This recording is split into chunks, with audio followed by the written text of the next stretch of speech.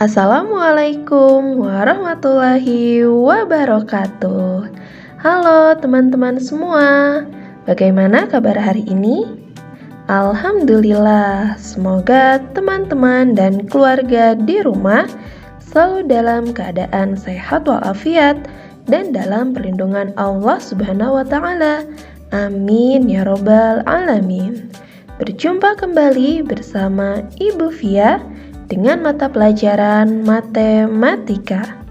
Baik teman-teman sholih dan sholihah, Ibu akan ingatkan aturan pembelajaran di pelajaran matematika, yaitu teman-teman diharapkan untuk menuliskan ringkasan atau inti dari materi pada video ini di buku tulis matematika.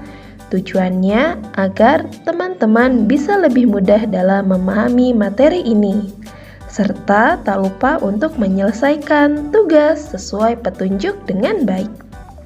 Oke teman-teman, mari kita awali pembelajaran hari ini dengan berdoa sebelum belajar. Let's pray, hands on pray and bend my hands.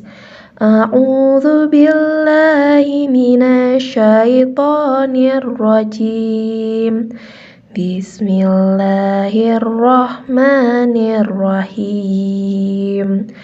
Raditu billahi robba wa bil islami dina wa bi muhammadin nabiyya wa rasulah. Rabbi zidni ilma warzuqni fahma. Amin ya Rabbal 'Alamin. Semoga sholih dan sholihah selalu diberikan kemudahan dan pemahaman yang baik. Oke teman-teman semua, sudah siap? Belajar dengan tertib? Kita simak video selanjutnya.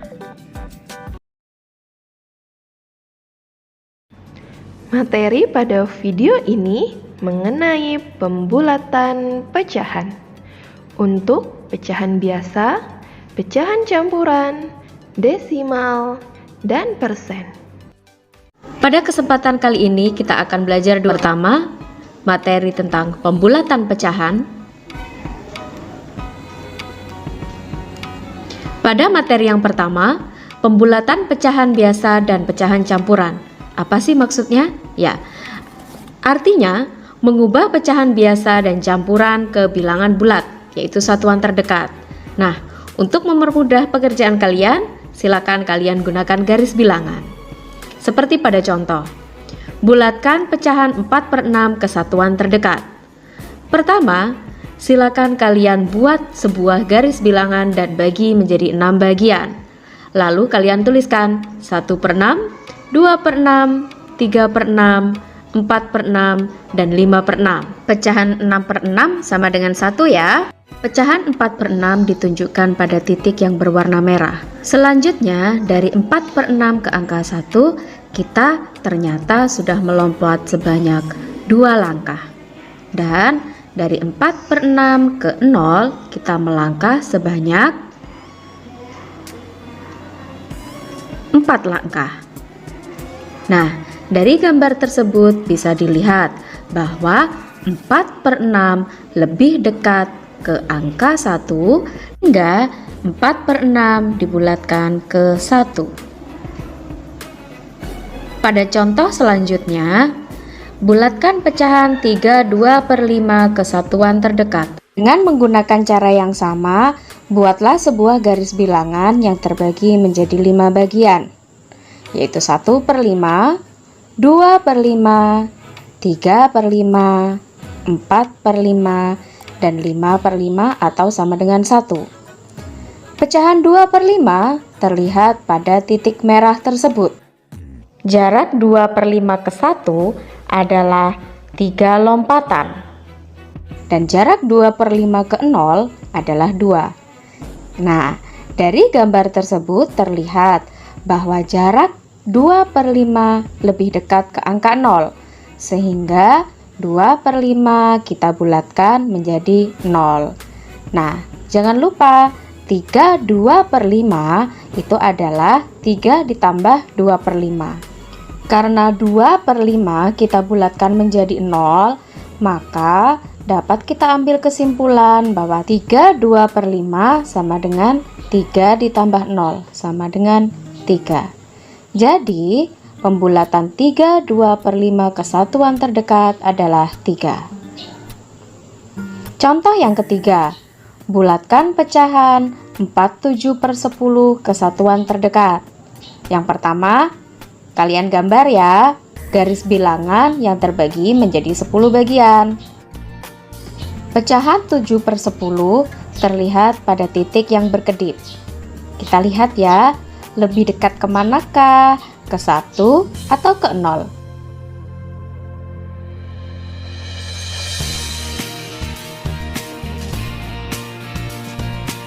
Nah, dari ilustrasi tersebut, 7/10 hanya 3 langkah ke 1, sedangkan perlu 7 langkah ke 0. Maka, karena 7/10 lebih dekat ke angka 1, jadi kita bulatkan. 7/10 dibulatkan menjadi 1. Nah, tapi ingat, 4/7/10 artinya 4 ditambah 7/10.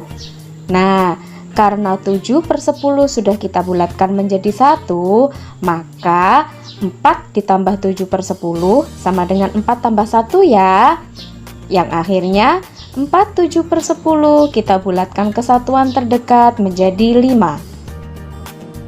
Selanjutnya kita belajar pembulatan pecahan desimal. Pecahan desimal dapat dibulatkan ke satuan, persepuluhan, atau perseratusan terdekat. Tapi sebelumnya, kita lihat dulu notasi pecahan desimal. Seperti pada contoh, 3,827. Ingat ya, 827, bukan 827. Nah, angka 3 merupakan satuan. 8 sebagai persepuluhan, 2 perseratusan, dan 7 per seribuan. Nah, dalam membulatkan pecahan desimal, ada beberapa aturan yang harus kalian pahami. Yang pertama, jika dibulatkan ke satuan terdekat, maka kalian harus memperhatikan angka persepuluhannya. Yang kedua, jika dibulatkan ke persepuluhan terdekat, perhatikan angka perseratusannya. Nah, batas pembulatan adalah 5. Jika kurang dari 5, bulatkan ke bawah. Jika sama dengan atau lebih dari 5, kalian harus bulatkan ke atas. Seperti apa sih? Kita lihat contohnya dulu ya. Contoh yang pertama, bulatkan 5,83 ke satuan terdekat. Kita lihat, 5,83, 5 sebagai satuan, 8 sebagai persepuluhan, dan 3 sebagai perseratusan. Yang pertama kita bulatkan ke satuan terdekat. Yang kita cek adalah angka persepuluhannya, yaitu angka 8. Angka 8 lebih besar daripada 5, maka kita harus bulatkan ke atas. Caranya, kita coret angka 8 dan 3, lalu kita tambahkan angka 1 di bagian satuannya, sehingga 1 ditambah 5 sama dengan 6. Dari sini kita dapat ambil kesimpulan bahwa 5,83 jika dibulatkan ke satuan terdekat menjadi 6. Selanjutnya, dengan bilangan yang sama yaitu 5,83, kita bulatkan ke persepuluhan terdekat. Apabila kita membulatkan ke persepuluhan terdekat, maka yang harus kita amati adalah perseratusan, yaitu angka 3. Nah, angka 3 kurang dari 5, maka harus dibulatkan ke bawah, yaitu dengan cara dicoret angka 3-nya, diganti dengan 0. Maka 5,83 dibulatkan menjadi 5,80 atau 5,8. Mudah saja kan? Selanjutnya kita belajar pembulatan persen. Persen dapat dibulatkan ke puluhan terdekat dengan memperhatikan satuannya. Angka pembatas pembulatan adalah 5. Jika kurang dari 5, bulatkan ke bawah. Jika lebih atau sama dengan 5, bulatkan ke atas. Seperti pada contoh. 26%, angka puluhannya 2, satuannya 6. Karena 6 lebih besar dari 5, maka dibulatkan ke atas. Dengan cara coret 6-nya diganti 0, tambahkan 1 pada puluhannya, yaitu 2 tambah 1 sama dengan 3. Sehingga 26% dibulatkan ke 30%. Pada contoh yang kedua, bulatkan 74% ke puluhan terdekat.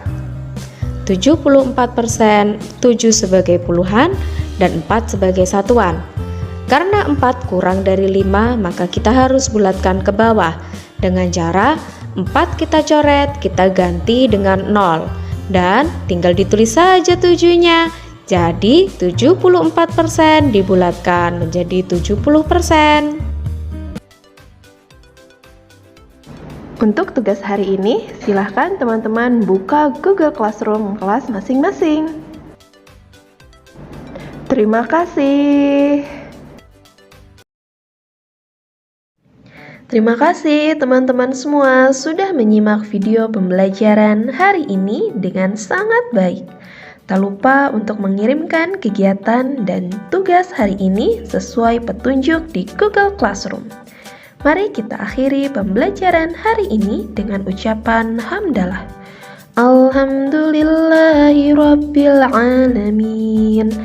Kemudian dilanjutkan dengan doa setelah belajar. Let's pray, hands on pray and bend my hands.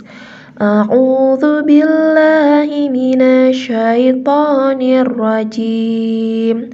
Bismillahirrahmanirrahim.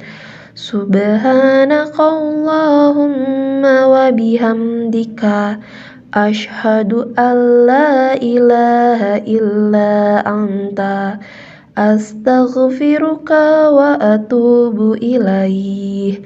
Amin ya rabbal alamin. Semoga pembelajaran hari ini bisa bermanfaat.